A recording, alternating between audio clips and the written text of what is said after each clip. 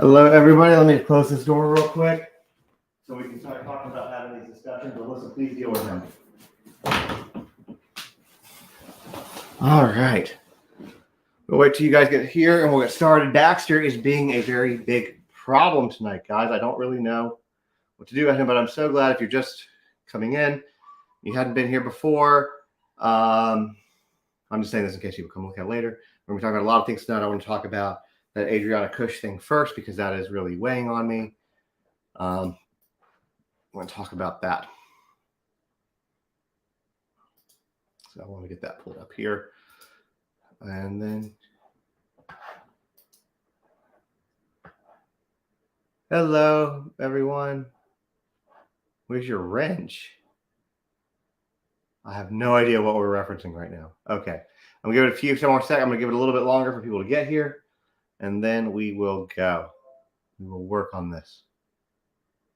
Hello in Missouri. Hello, everybody. Thank you all for coming back. I appreciate it. Like I said, I wanted this to be a completely new live. So when I write the description, we can talk about what we had here because I think it's going to be a very important discussion. We got about 50 people here. Let me go ahead and get this pulled up here because I do want to talk about this. I think this is important. And this is something that speaks, and I'll explain to you the story as to why this speaks. Something that I'm very passionate about talking about here. All right, let's get this pulled up here. There we go. So for those of y'all who have not already figured it out, oh, the wrench does mean I guess it does. I don't know. I can't see that because I'm using a streaming platform. So maybe, and I will have to figure that out for you guys. As far as mods go. So anyways,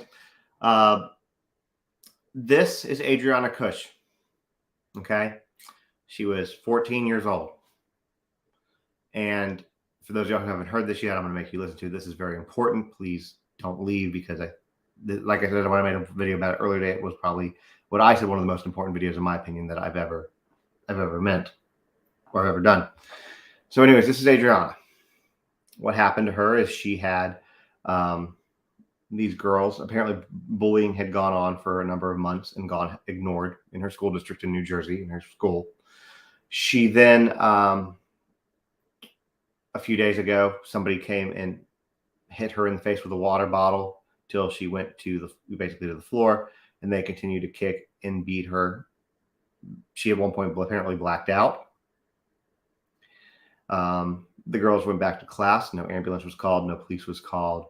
And then a couple of days later, let me see. We'll just look at there's some of the bruising. That's part of it. Okay. That's her on the ground. We're going to come back to this monstrosity in a second. And I don't think, let me see if it's on this one. I might have to switch to this one. Hold on, because there's another thing that's worth seeing. Here we go. This one. Let me take this one out real quick.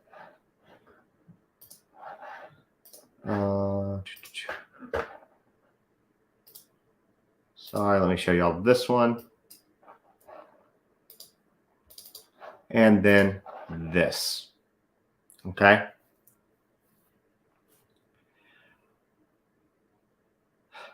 Her family came on and said that she was nice. Apparently, she did things like helped animals and helped special needs kids. She sounds like a good kid, but even if she wasn't a good kid, she didn't deserve what happened. So a couple days later, these girls sent her, sent her text messages and stuff, making fun of her for the situation, making fun of her for dripping blood, etc. And later that day, a few hours later, she took her own life. Okay, so if you watched Banfield with us tonight on the previous one, you saw her, or not Banfield, sorry, Cuomo with Brian Enton hosting.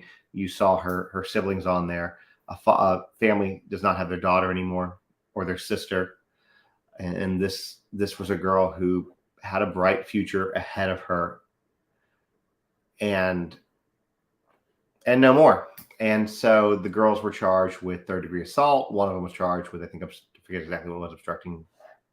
I don't remember exactly what it was. It might be in this article, actually. Yeah, here we go. Third degree 3 of them got third-degree felony assault, and a fourth with disorderly conduct. All 4 students involved were suspended, not expelled, suspended. Okay, so here is the letter. Can y'all? Let me get this switched over so y'all can see this letter real quick. Is this it? This is it. Okay.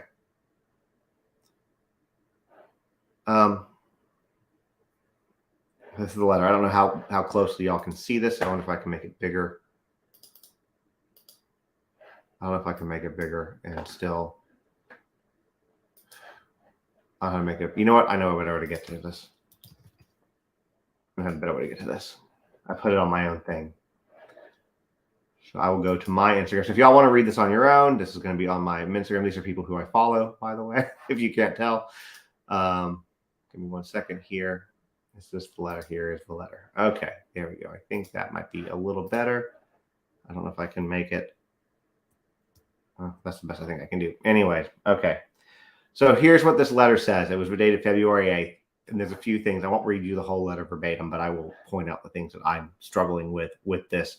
And I will say this because the reason I posted this in the first place, for those of y'all who are so inclined, I'm not telling you to do or not do anything, but the contact information, I'm just showing you guys that there's a letterhead on this for Central Regional School District. And the superintendent's name is down here. And then there's some contact information right here. I'm just showing you that it's there. I'm not telling you to do or not do anything as far as phone calls and emails or anything like that goes. I'm just saying that there's some information there for your knowledge. Okay. So that being said, here's what they said. Since the tragic passing of our student this past Friday, we fully understand that students, staff, and the community are hurting for the loss of such a young lady with a bright future. Okay. Now, down here, the viewing for the student. Never once in this letter did they mention Adriana's name. She is referred to solely as the student. Okay? The student. Okay? They had a moment of silence around the flagpole. Then the students held a rally outside the school. He didn't mention here what the rally was, but what the rally was basically kids protesting the bullying in the school's lack of action when it comes to it.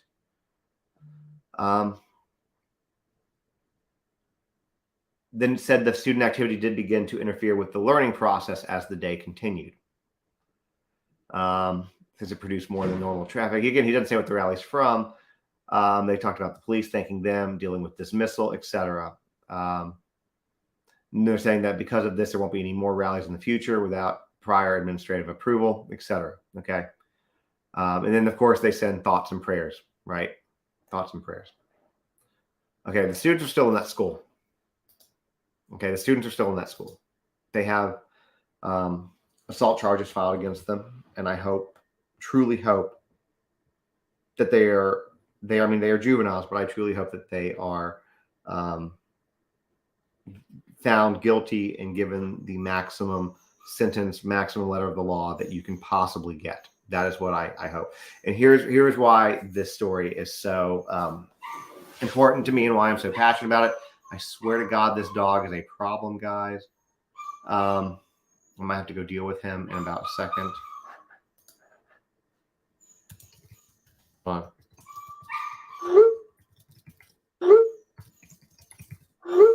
Sorry. Anyways, your son's getting bullied because he's too skinny.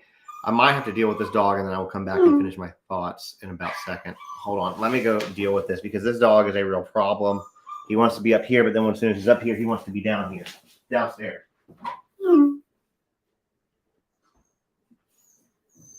Hold on, guys.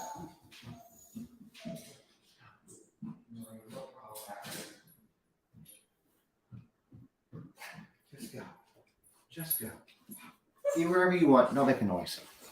You're here. Stop whining. All right. Sorry. Anyways, Baxter expresses disapproval and everything then.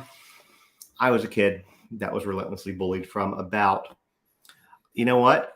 I was going to say, now he's going back downstairs and the gate's closed.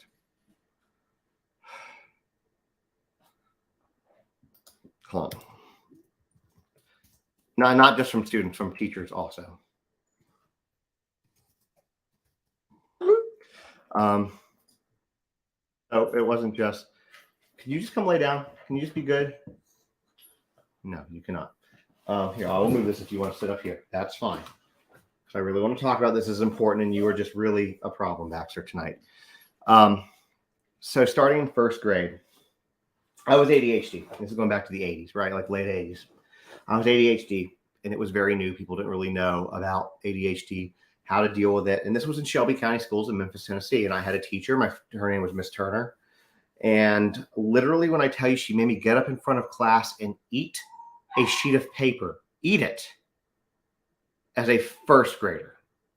Okay. In second grade, I had another teacher because I guess, if you guys remember the elementary school desks, this was Miss Johnson, and she's actually now part of the school administration in that kind of office. She actually, because again, being ADHD, I kept that little cubby in the elementary school desks, kind of messy or whatever. My desk got turned around, taped shut. I got moved to the back of the classroom with, had to be put on carpet squares, basically completely isolated from my other classmates. And then, that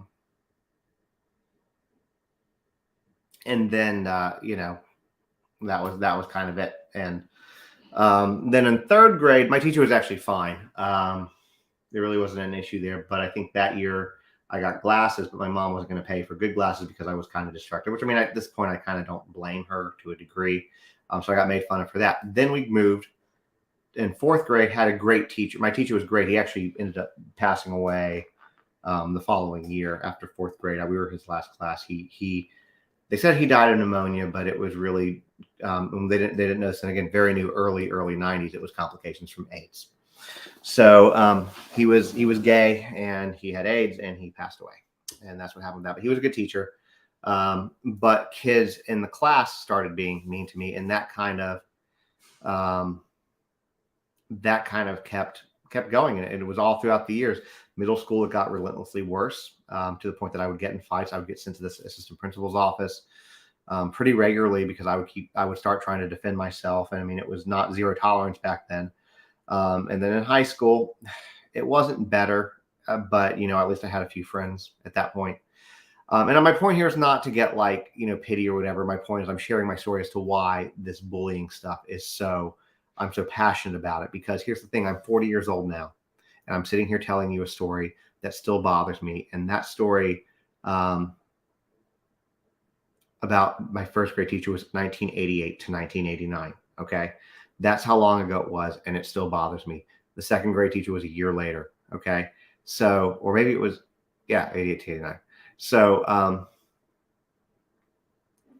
anyways, my point is that bullying was bad and they did nothing about it. But if you were older, like I am, or apparently Dina, and I know Judy, but we at least did not have to contend with social media. When you went home, that was pretty much it, right? That's pretty much the worst that you had. You can still tell you the name of your elementary school bully over 30 years ago. Yeah, I can tell some of mine. And here's the thing, and I made a comment about this too. I found out, in fact, let me see if I can find it, actually. I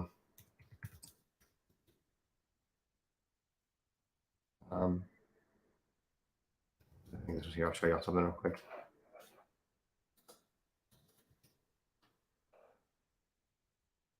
Here it is. I'll show you all this. Okay, and y'all might think I'm mean here for a second. So this year, I found out something. One of my bullies, his name was Eddie Farrow. Okay. And that's him. And as you can see, it's a obituary. I learned about that this year, that he committed suicide. He killed himself. And normally I would feel bad about that, but I don't, because he was such a complete piece of trash. And I don't care if he got better later in life. Now, the only thing that I will say as a 40-year-old, when I look at this now, I can still have those feelings that I had from being a child and knowing how much I dreaded going to school. I ended up having to be institutionalized twice because of the stuff that happened here. So, because it was middle school, and I just really struggled with it. And what I know now as an adult, and it doesn't change my outlook or my view, that I will say I'm glad he's dead, because he was horrific. But he was probably dealing with some shit at home. That's probably what happened. He was probably dealing with some bad parents or bad home life, and he was taking it out on those of us. So my point is that this stuff sticks with you. And I know that most of my followers, you guys are great people. You really are. You know, I have the best followers. I will always say that I have the best followers. But, you know, it starts, as Judy said, with the parents. There are parents, there were grown-ass adults who still believe that that bullying is okay. You see them. I mean, you guys are on TikTok every day, right? You see them in the comments. They're constantly in the comments. Do you think they're not treating their children the same way? Or, you know, telling their children to be bullies? There are people who legitimately want their children to be bullies because that makes them the strong ones, the alphas. And I refuse to, you know, raise my daughter to be that way. If I find out that my daughter becomes a bully, you can bet your ass there will be consequences to that. My goal is to teach my daughter that when you see people bullying other kids, to stand up for them. Because what you see with this little girl who passed away, they throw her back up, or who, you know, whose life was taken. She took it. I mean, she took it. I blame those girls. Find a better picture of her. I don't want to show that one. Let me find something a little bit nicer looking. Let's find a picture of her. There we go. That's much better. Let's look at that. And the thing is, if you guys remember being this age, that's your whole world. That's all you know. You don't. Jesus Christ, this dog! I swear.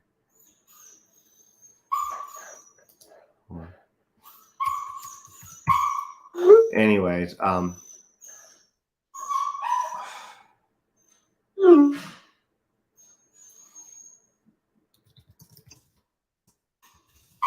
on.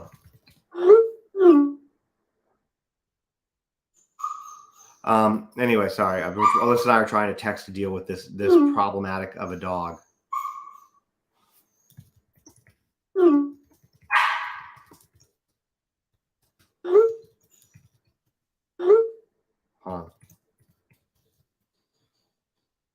Anyway, so sorry. My God, he never shuts the fuck up. He's like this all day. So anyways, when you're Amber said, when you're 15, you live that moment. You don't think beyond that because your timeline is so skewed. Like, you know, you've only been alive for such a short period of time. Here he comes. You've only been alive for a short period of time. Are you better now? You got your chew, you got a blanket. Can you just chill now, Baxter? You don't know it. You can't look beyond what that is because you've never known anything other than school. You've never known anything other than your parents, nothing else. And you can't look beyond the fact that, hey, once you graduate, whether you go to college or you don't, things typically get better. The bullies mature, things even out. But you don't know that at that age. And the pain is really real, and things that as an adult you might roll off your back very easily don't so much when you're that age. And that's the thing that a lot of kids, a lot of parents even don't understand. There is so much bad shit that happens. It's just, and you go back to this racist video, which is also bullying, because I sent that to black kids as well, which I'll segue to that in a moment. Just, how many stories like this do you hear of girls like this, or even boys like this, who get bullied to the point that they take their own life? And, having a child now, especially, it makes you feel that much, I guess, more empathetic as you can, because the void that would exist if that were to happen to your kid.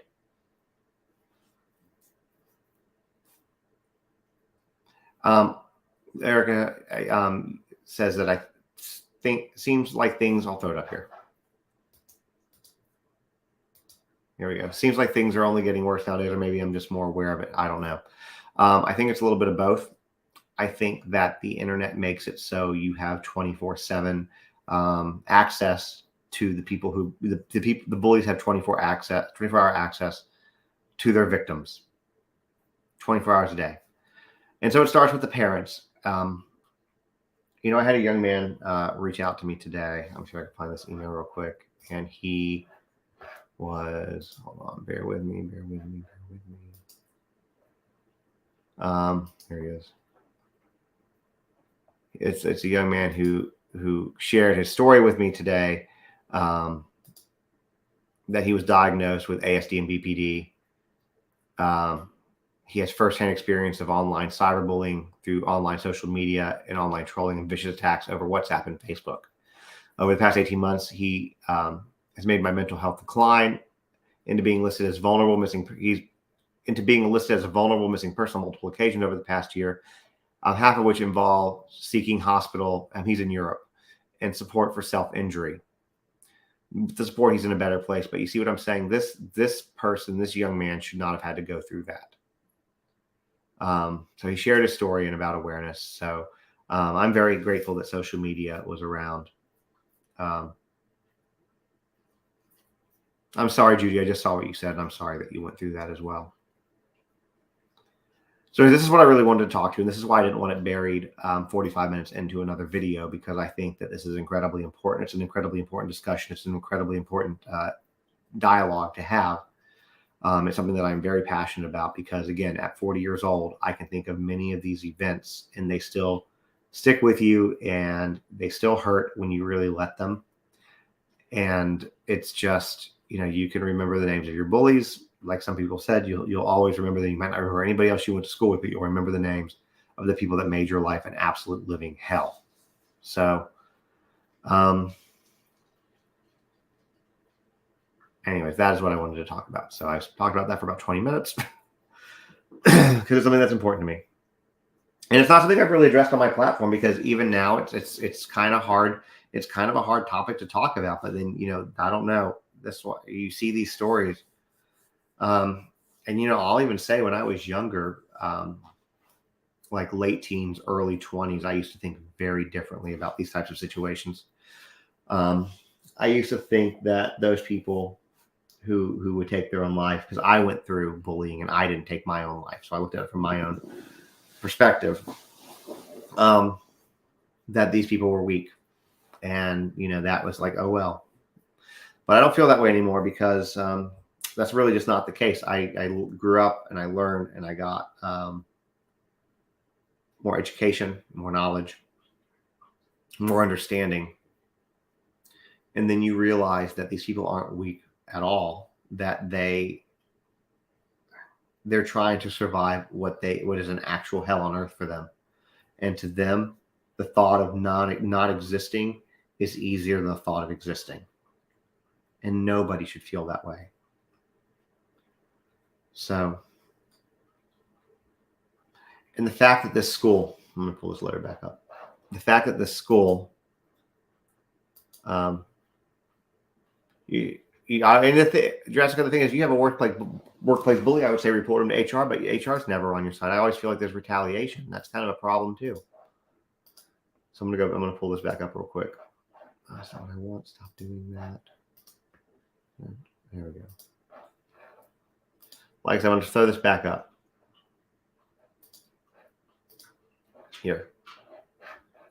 I'm only showing this for those of y'all who want to see the letterhead. On Monday, I will be making a call. I'm not telling you guys that you have to. But on Monday, I will be making a call. The way that this school district has handled this is absolutely appalling. It's clearly just rhetoric to appease. I don't even know who it appeases, because it doesn't appease the public. That's for damn sure. But it's just rhetoric to basically go through, to make a statement versus not making a statement, I think is what it is.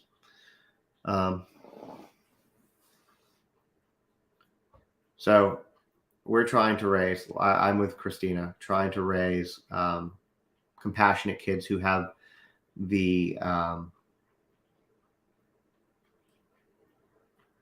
confidence to stand up against other people who are doing things like that.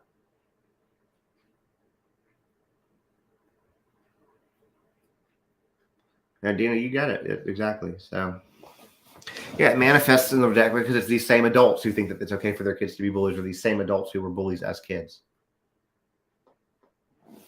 I might do that, actually. I might make that video. It's a good idea. Or I'll send an email and do the same thing. I don't know. But yeah, I might do that, though. I might do that. So, and I won't tell them that it's going to go on social media. So now that I have talked about this at probably nauseum, I want to move on to the other video that got taken down from TikTok, which is why I am infuriated with TikTok. Because, the thing is, what other creators who are people of color, I've kind of noticed that they tend to suppress their videos. They will take them down and they'll let other things that are racist or bigoted or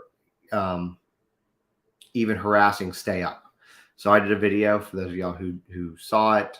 It's, you know what I'm talking about is these 3 white girls in the Philadelphia area go to St. Hubert's School, Catholic school, private school in that area, painting one girl's face black, telling her that she's a slave, telling her that know your roots, that it's February, and the school condemned it. The school, gosh, well, if you're HR, you should be able to to do something. So, I'm going to come back to what Jen said in a second. Anyway, so these girls were doing that, and then after they were done, they sent a bunch of these pictures to these black students. My video got taken down. I expressed the fact that bigotry is never okay, that this starts with the parents. People need to do better, that, it's 2023, there's no place for this, etc. And again, you can see this video. I don't remember exactly what I said, but that's the gist of it. You can see that video on Insta or here on YouTube. And TikTok took that down for harassment and bullying when I literally was standing up for equality. And that's why I'm very frustrated with TikTok at the moment. And but that's kind of the same thing. Do you think that the black kids that they sent those to, I mean, do you think that wasn't bullying? Do you think that made those kids, kids who are people of color, do you think that made them feel comfortable? It didn't. Yeah, exactly, Dina. They allow a lot of stuff. So, anyways, point is that there's that, but it's just not okay. It's very demeaning. And here's the thing about it. And this is actually an Alyssa comment, not even a me comment. This is an Alyssa comment. Racism will still exist as long as the poorest white person thinks that they are better than the wealthiest, most well-to-do black person. Let that sink in, because it's the truth, and that's something that society helps perpetuate. I know that in Tennessee it 100% does, in Alabama and Mississippi especially it 100% does.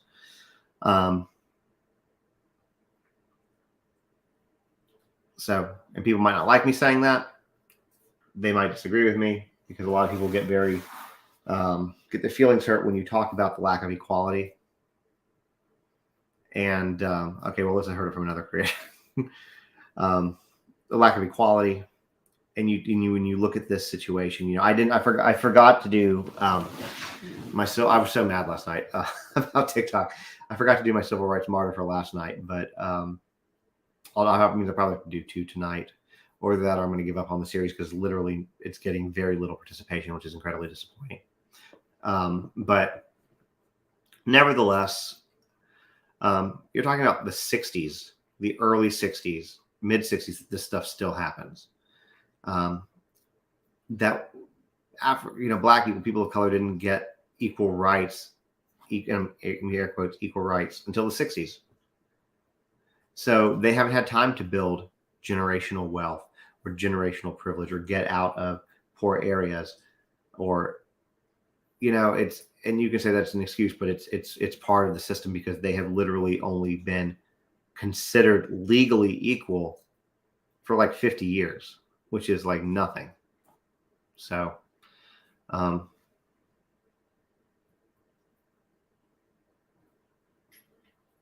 not going to scream at you for that, Dina. That's a great question. Dina says, "Don't scream at me." My ultimate question is why have white people all are so afraid of black people of color, black people? I don't know. I want to go back to what Crystal said here for a second. I'm going to take this down. Go just to me. There we go.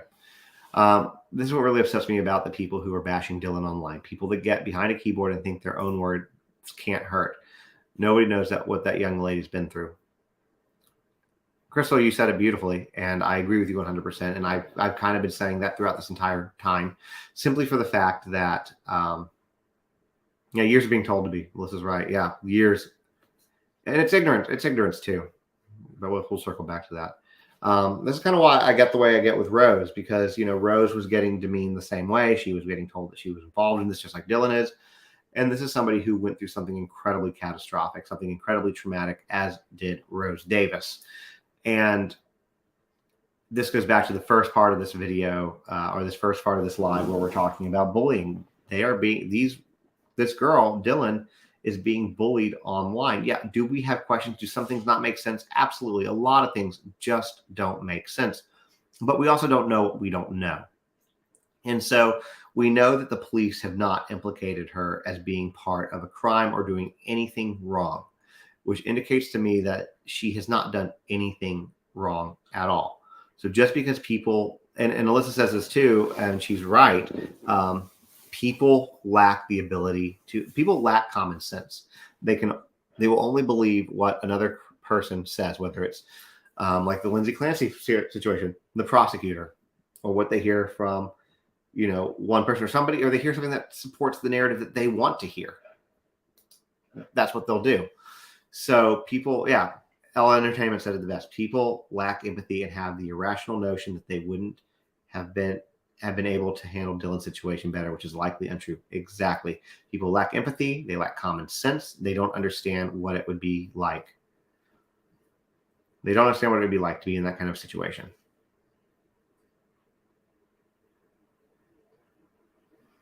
I think we're having a very good dialogue here, guys, for those of y'all who are still in here. Jessica says we're going back to legally equal, but still not equal because there are so many areas where they're still discriminated against. Absolutely. Very much so. There's a creator on here, young black creator. I think she's 20 years old. And her very racist Confederate neighbor went and spray painted her bus with the N-word that she had. She's an entrepreneur. And I talked with her a little bit over DM. She's incredibly nice. Nobody deserves that because of the color of their skin. And the problem is that the neighbor has literally nothing to lose. So getting to somebody like Donish or Our Exorcist or any of those other creators who handle those types of situations, it really doesn't do much good. But then Erica added this to this. I don't think it's about being afraid of black people. I think it's more about just being different. Like with the LGBTQ plus community, it's all generational. I agree with that too. And I'm going to go a little bit further than what you're saying here. I do think that it's a fear of what's different. I do think that's a huge part of it. But the thing is, I don't understand why people care so much. Like, if I have gay neighbors, I don't care. It doesn't affect me. Their sex life doesn't affect me at all. If they're happy, great. They found happiness in a partner. Fantastic. It doesn't affect me. Their life makes no difference. I'll still be married. I'll still have my child. And they'll get to live their life and they get to be happy and they shouldn't be discriminated against. And I think that the older generation, it's part of it.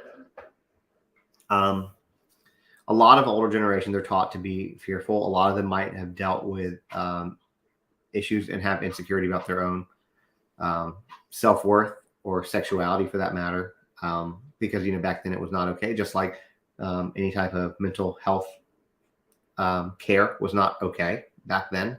There was a huge stigma with it.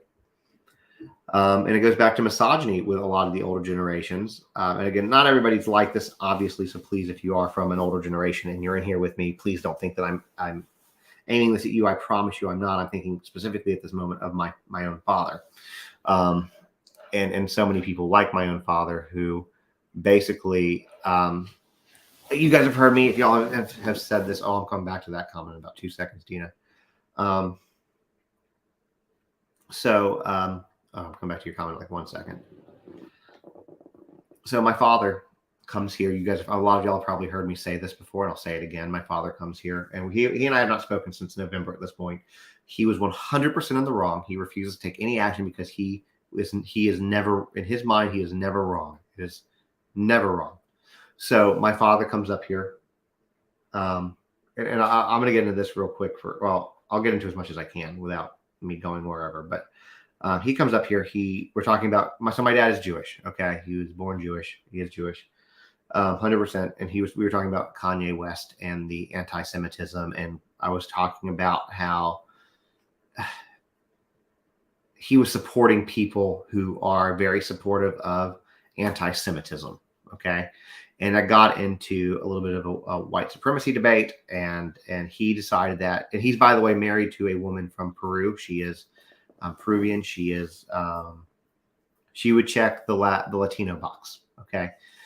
And I explained to him that, like, if I was after Roe versus Wade too, part of the conversation leading up, that you realize that if they decide to come after interracial marriage, your marriage would be done as well. And he's like, and this is wife number 7, so I don't know, or 8, 7, I think. So he doesn't really care, I guess. But he was like, no, we're both white. And I'm like, neither one of y'all are white. Technically, yeah, it's Jewish. You can check the white box, but being Jewish is its own ethnicity, especially if you are 100%. He is 100% Ashkenazi Jew. I am 50%, as a lot of y'all know that. And so we get into this whole debate about this, and then he continues on. He drops the N-word, which like feet away from our daughter for a 3-year-old. And this is a word we do not use. We do not allow. It's a word that I want my daughter to not even know it exists for as long as possible. I know I can't shelter her forever, but I don't want her to know that word exists at all for as long as I can make that happen. And so him doing that is appalling. Then he comes over and he starts talking about women and the way women dress and the whole, like, literally like a freaking stereotype. They're asking for it. Okay. So he pulls out his phone and he shows me his TikTok. Okay. And he shows me on his TikTok all these half naked girls. Okay. And scrolling. And he said, this is what TikTok's about. I'm like, no, not everyone's algorithm is like that. My algorithm's not like this. Here, this is my TikTok. This is my page. I'll scroll for you. No naked girls on my page. This is my algorithm. See? This is mine. These are people that I follow and do stuff with. That's alive. See? There's no half naked girls dancing. See my point? Keep going. Because that's not my algorithm. And so I'm explaining that. He's trying to argue with us. And anyways. So he was sitting on top topic, and Alyssa, oh man, I got to give it to Alyssa. And if she wants to come up here and have a chat with me, I need to move the camera. Maybe I'll be able to, or this will be better. If she wants to come and have a chat with me, she can. But she ended up saying to him, she was so furious. I don't want to share. I don't want to share things about Alyssa that she doesn't want me to. But she got very furious about the things that he was saying about women deserving it. And this was not the first time that he said things like that. He talked about how women shouldn't be in the military. This is in past discussions, that women shouldn't be in the military because men can't control themselves. And basically, if women get raped in the military, that's just part of, they knew basically what they were signing up for. Well, I'm not going to share parts of this story, but Alyssa ended up telling him, he gathers, like, so Victoria's 14 years old. She's at the beach. She's in a bikini, and some 40-year-old guy, 30-year-old guy thinks that it's okay to rape her because she was in a bikini and she was asking for it. Do you think that's okay? And, she ends up basically, it ends up being, she says it's going to be, she's like, I don't remember exactly how you said it. She'll correct me. But basically she said, the world's going to be a much better place when your generation's gone. Because there are so many like them. And like y'all have heard me talk about, and here's the thing. I don't think that she should. I don't agree, but don't disagree. It's my dad. I felt bad about he's going to be 78 in a couple months, and I felt bad about it. He shouldn't say that at all. Like, saying that, when you're dead, it'll be gone. I think that was harsh, but you know what? Maybe he needed that harsh reality. It's not okay. That's not something that we want to, that's not a value that we're going to instill in my daughter and, in Victoria, that she is worth less than a man, because she sure as fuck isn't. So, and he did it, as Alyssa's saying, he did it in front of Victoria. So anyways, he is wrong. This is one of the reasons that we are not talking, and he refuses to apologize for anything that he's done. He's apparently mad at Alyssa for it. And since he's done this, well, if it makes you feel better, Sharon, my dad was born in 45, so technically that makes him Silent Jen, if that makes you feel a little bit better. But nobody deserves sexual assault, and at all. Like I said, nobody deserves sexual assault. Not women, not girls. Nobody deserves that. And the thing is, so many of y'all have to encounter some version of that in your lifetime. And then when you look at the older generations too, and I will, I guess, reference you, Sharon, at this point, they just had to deal with it. You couldn't say anything. If you were a woman from that time period and you worked in an office, think Mad Men, you could be sexually harassed, and there was literally nothing you could do about it. Nothing you could say, nothing you could do. And if you were assaulted by somebody, not in work, whatever, you were shamed. You were victim shamed, as a lot of girls and women still are. You guys have heard me reference this Ron Jeremy video, which I should have. Part of me is like, I should have never done it, but I'm kind of glad I've done, because the content out of it has been gold. But basically, there's so many men that still think that way. A lot of them are that older generation, thinking that, oh, you hung around a porn star, so you deserved it. You knew what you were getting into. Well, no, a lot of times they would go to a club.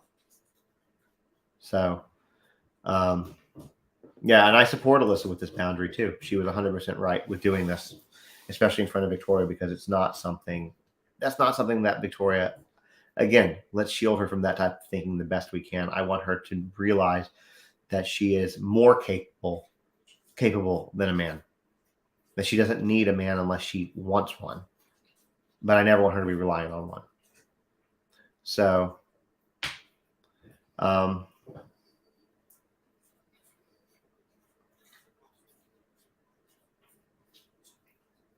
that's awesome, Dina. Baxter, stop that. You ever give your dog like one of these chews? They sound so gross doing it.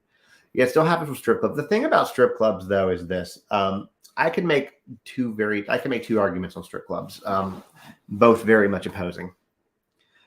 Strip clubs, on one hand, are quintessentially the objectification of women, but those women are choosing to do that. It's not by force. It's not by default. It might be in life circumstances, but it's not by force. They are most of the time, unless it's a trafficking situation, choosing to do that. Okay. Most of the time, not always. At the same time, if you look at it from the fact that women are doing it on their own, then it can be very empowering and, very much a feminist tool or way of looking at things, and looking at it like, look how stupid these men are, that all I have to do is take my clothes off and they will literally give me tons of money. Look how stupid they are. Because, really, if you think about it, it's really, the whole concept is really stupid. So it can be empowering too. You can look at it from both perspectives. Like, I know that typically with that industry, there's a lot of very bad things associated with it. So you're talking about that. Yeah, exactly.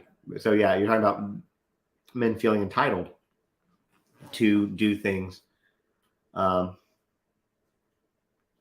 women in a strip club just because they are in a strip club. That's why there are rules about strip clubs. But anyways, I can look at it both ways. You made a video about a guy who claimed if a man takes a woman on a date, they owe him sex. Did I comment on that video? Because I feel like I've seen that video. Did I comment on that video?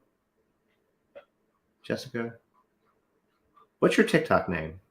I'm going to go look and see if I did. If it's the one I think it is. I just opened my TikTok up to the weirdest For You page. Oh, it's Ruben. It's Dr. Ruben.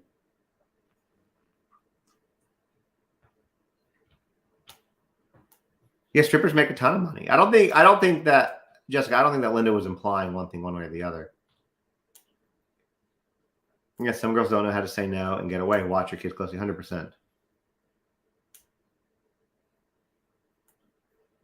There are things that are understood by management and security that can happen in strip clubs, but even then people push boundaries, and that's why it should be regulated, 100%.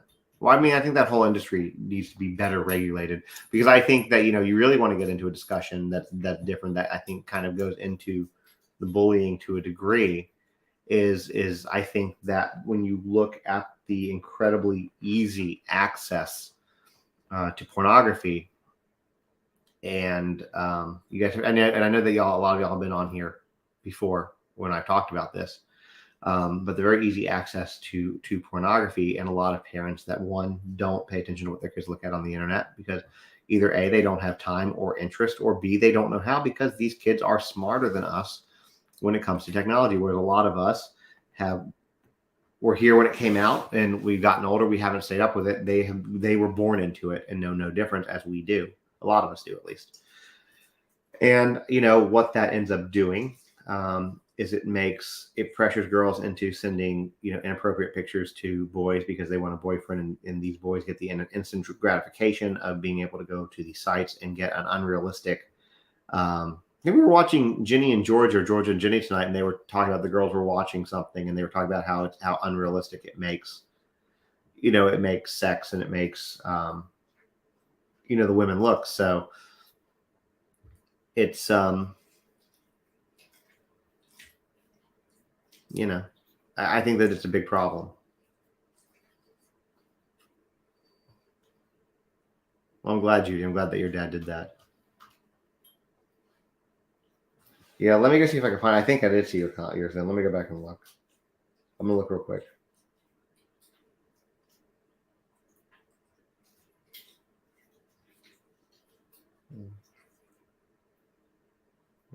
There we go. I got Baxter. Stop with that.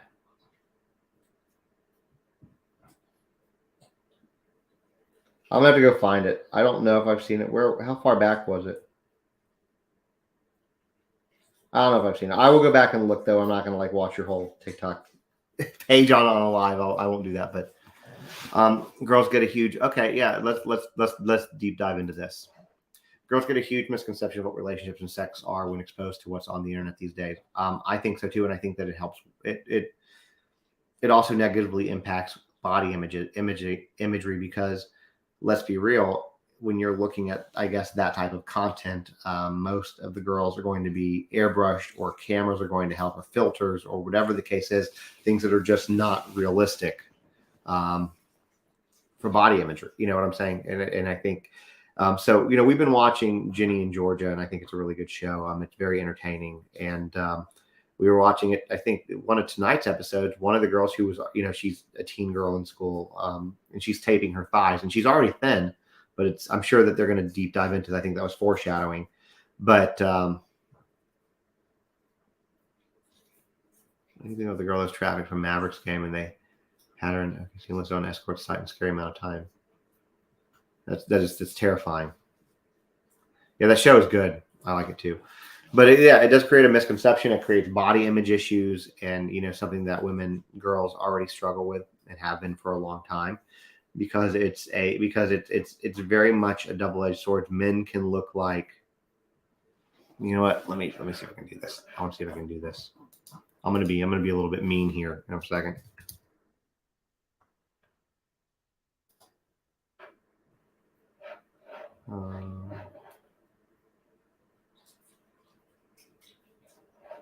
Let me see if I can do this. Might not be able to do. Well, maybe I can. Hold on.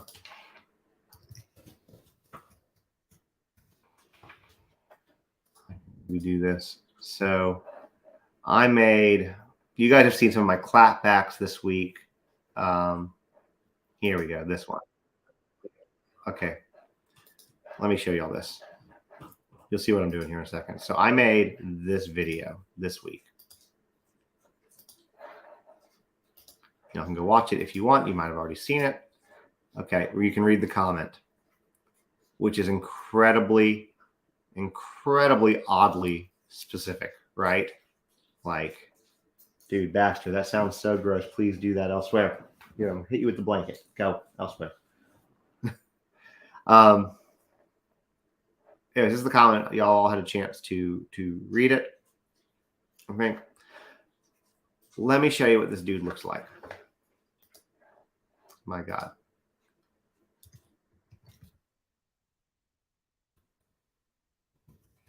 I'm not logged in, so I can't really. This, I'm not gonna lie. This is, I'm not trying to be like mean about it, but this is what the guy who made that comment looks like. Okay. Like nobody's trying to get with this guy. Like no girl is trying to get with this guy. And he thinks, but here, let me show you if I can. Is this one that shows it? There you go. No, that's not it. Find one here. There's one in particular I want to show y'all if I can. Was it your respect? I think it was. I'm going to pause it right there. And he feels, you can tell that this guy feels like he is God's gift to women. Okay. You can feel that this guy made that comment.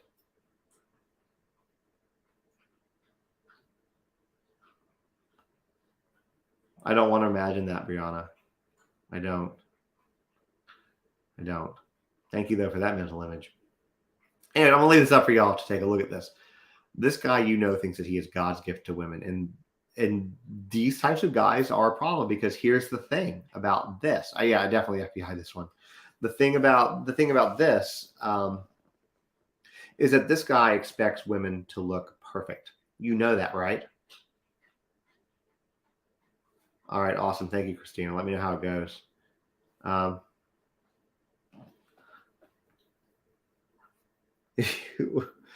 Well, I can go back and look.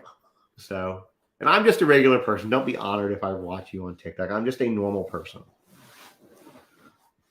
with really good hair. Anyways, I'm going to take this down because I don't want to look at him anymore. But in fact, let me just go ahead and close him off my page altogether. But like all the guys that make these comments that think, okay, I took it down, Erica. All these guys that make comments like this look like that, okay, or some older version of that. Some of them much older versions of that. I will share this story with Alyssa. I don't know if she's in here right now. And again, we've talked about how a lot of women have to deal with creepy guys. Alyssa was 14. You're very welcome. I'm glad to see that helps with bulimia, Bunny Sue. So we're helping with the body image issues and eating disorders tonight on Justin After Dark. So, anyways, so when Alyssa was about 14, I think 14 years old, she can correct me if she's still in here or not. And then I'm going to go in a few minutes because I wanted to keep this on. So I'll go. I've been on for 45 minutes, so I'll keep it to an hour, and then I'll go. But just 6 more minutes. But she worked for, I think it was a Cece's Pizza, and this guy about my age now, but obviously, back then 40-year-olds looked much older than they do now. But Brianna, you're cracking me up. But anyway, that guy, you would not make that guy happy if you ate that Chipotle, for sure. That guy that I just showed you, he would not be happy with your choice. Anyway, so this guy about my age comes in. Alyssa's, like I said, a kid. She's like 14, maybe 15, 14 years old. And this guy comes in with his wife, his dusty-ass wife, and asks for, and he's wearing overalls, by the way, with no shirt. So I think that part is very important to the story, just for context of what you're dealing with here. And tells her, basically propositions her for a threesome. Okay, with this much older man and his wife, proposition her for a threesome. And if she's in here, she will give her response as she always does when I share this story. Actually, did you have to really come one chair closer to chew that thing? Thank you, my friend. This was in North Georgia, actually, Brianna. And this was many, many years ago. And the guy, she told him no. Just for the record, she did not agree to do the proposition that he had. She told him no, and he told her that one day she would regret it. Yeah, she was 14. One day that she would regret it, and she still does not regret it. Dude, that smacking sound, it is like nails on a chalkboard. You've got to stop. You've got to stop. No, for the record, it's not in Tennessee. It would. I mean, this is also a very long time ago. You're talking 20-something years ago. You're not going to get to have that anymore if you don't stop that. I don't know if y'all can hear this noise. It's just god awful. But anyways, it's she to this day, by the way, still does not regret it. She told her manager. The manager didn't address the customer, but the manager did let her like leave, basically not be in the area till the customer left. Okay, y'all can't hear it. Good. It's so God, it's like nails on a chalkboard. So anyway, but the thing is, I mean, obviously not necessarily a provision for a threesome, but how many of y'all have stories like that? Especially when you're way too young to have stories like that. So, and that question can be rhetorical, or you can choose to answer it. It's whichever you really decide that you want to do. Okay, I'm glad y'all can't hear back because God, this noise is terrible. This microphone does a good job. That also got me. Oh, and Jessica said, and these dudes are mad when women won't date them. They blame women. Yeah, see, Dina said yes. There we go. These dudes are mad women won't date them. They blame women for being too modern and picky, or super picky and icky. Let me tell you, you can hear it because your sub is on. That's hilarious. Dude, you're going to have to go elsewhere. That thing, I don't even want to touch it. It's so gross now. I'm going to have to like literally lie. Here, let's take you one seat over. Go chew on it over there. Yeah, that's the thing. Here's what I will say. And so I did a video. The video I did the other day about, which has done very well, actually, which much better than I actually thought it would be. The one where I rephrased the guy's sentence about spoiling girls. And some people are in the comments, what about spoiling boys? Dude, boys come naturally spoiled. Boys come naturally spoiled. And here's the one answer. Here's the one reason why. Yep, no, y'all aren't body shaming them. In fact, a lot of women like dad bods. So you God, it's just, to me, it's okay. Yeah, I made him move. I know that sound is sus. It's super sus. Anyways, here's how you know that men are spoiled. When you're spoiled, you can't take. If somebody tells you no, you can't handle it, right? You're so spoiled that you can't handle the word no. You can't tell somebody telling you no. You can't do that. You see where I'm going with this? Oh my God, this dog, I need an adult. This dog, my God, it's just, I gave him this chew to keep him quiet and keep him downstairs, and he's just up here now with it, being disgusting. But you see where I'm going with this?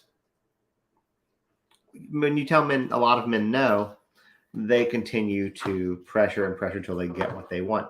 To me, I don't know how you can get much more spoiled than that. So, anyway, this all goes into the bullying stuff too, though. I mean, it's all connected in some way or another.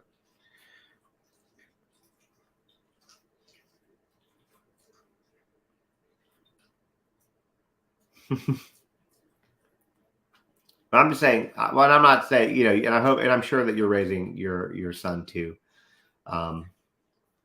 respect daughters too. So, yeah, there you go. 7, never bully anybody. You got a good kid. Yeah, I'm almost. Well, this is actually my second live tonight, Lynn. I'm about to get off this one in just a few moments, but you can go back and watch them. And on not this live, I actually got off live and came back on specifically for this because there was a topic I wanted to discuss and wanted it to be. I didn't want it to be an hour and a half in, but I did stream Cuomo a little bit because Brian Enton was hosting. They talked about a lot of good things, but Banfield for the most part tonight was all about Idaho. Seems to me that some men like the chase of the no, and yes, they think they can change their mind. Yeah, because they they can't take no for an answer. That's my point. You tell most women no, they can, most of the time they can accept that. Like, okay, we'll move on. They don't keep trying. So, anyways, I digress. That is what I wanted to talk about tonight. I know we kind of got off topic from Coburger and Idaho and all the other stuff. I will do an Idaho update for TikTok before I go. But I didn't talk about Idaho in this particular live. So, anyways, it's been an hour. So I'm going to go see if Alyssa has any energy left in her to watch Ginny in Georgia, because I'm actually really enjoying it. And we will see you guys again soon. Well, if y'all missed the lives, you can go back because YouTube saves it and you can rewind it and fast forward. It's all there. So you can definitely go back and watch it if you missed it. I do not care about the Super Bowl at all. I know it's on Sunday. You will find me not caring. In fact, maybe that's a good night to go live. I don't know. But anyways, y'all have a great night. Thank you guys for supporting. Thank y'all. If you're in here and you don't follow or subscribe already, please consider doing so. And like I said, for the people who are interested in the Idaho stuff that you haven't seen tonight, you can go back on YouTube and watch it. But also, a lot of interesting documents came out today, and those are all there's a lot of documents for Idaho, new things that came on. So if you want to go take a look at those are also on my Insta. So y'all have a great night, and I will see you guys soon.